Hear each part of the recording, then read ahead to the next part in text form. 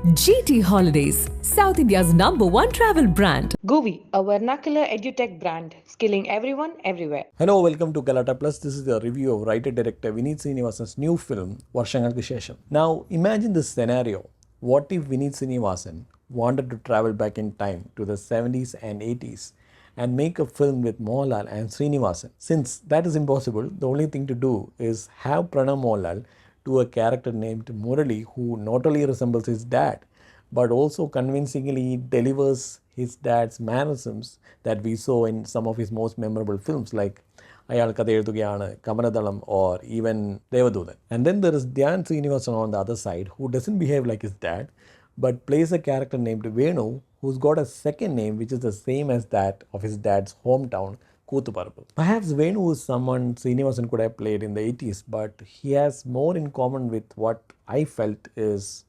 Mohanlal's character from Iruvar. Now, what I'm implying is that these are not the same characters, but they both share an impressive evolutionary arc and a maturity phase that is quite similar. Varshangalkku Shesham is what I think is the ultimate Vineet Srinivasan movie. Given his penchant for narrating stories about close friendships or familial bonds or reunions, second chances, and strong comebacks, you go to a Vineet Srinivasan movie expecting a particular set of ingredients that have always worked out well for him. In Varshangalkku Shesham, we get a buffet with all these ingredients added in the right measure. The film revolves around principally two characters.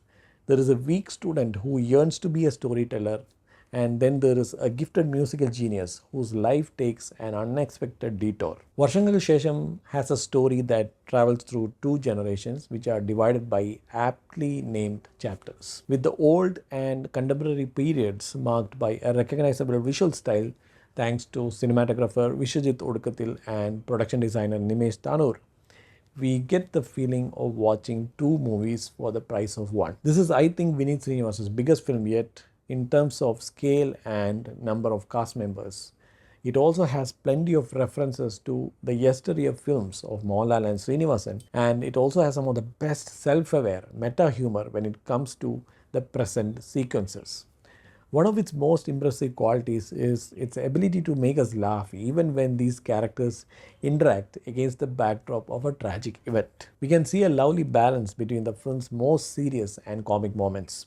And then there are these delightfully tiny moments that put a smile on our faces, like for example when a faulty bulb suddenly coming alive, when a woman tells a man she wants to marry him, or when someone makes a joke about a young actor who is busy on a Himalayan tour when he should be focusing on acting, right when Pranav Mohanlal enters the frame. There is a scene where Aju Varghese, who plays a flop producer, telling Dhyan that he knows how to make black tea when the latter is narrating the opening of his script. Another brilliant masterstroke is having Nivin play a star named Nitin Pauly, who in a drunken fit addresses the body shaming trolls and the struggles of an outsider in a world full of Nepo babies. Then there's Basil Joseph playing an assistant director in the present age, offering the necessary guidance to an old filmmaker who wants to make movies for today's young audiences. Now, all these jokes land so beautifully because they resonate well with what these actors went through in their own personal lives. Aside from using some of these actors' own strengths to best effect, Vineet also embellishes them with the qualities of some of these infamous influencers who got into the news for all the wrong reasons. This film knows perfectly when to be serious and when to be funny. It also knows when to go over the top and when not to. In one scene, Dhyan tells an actor that there are certain places where you need to be a bit over the top because there are some audiences who like that too. The film's heart and soul, however, are Pranav and Dhyan, who, in my opinion, deliver their career best performances.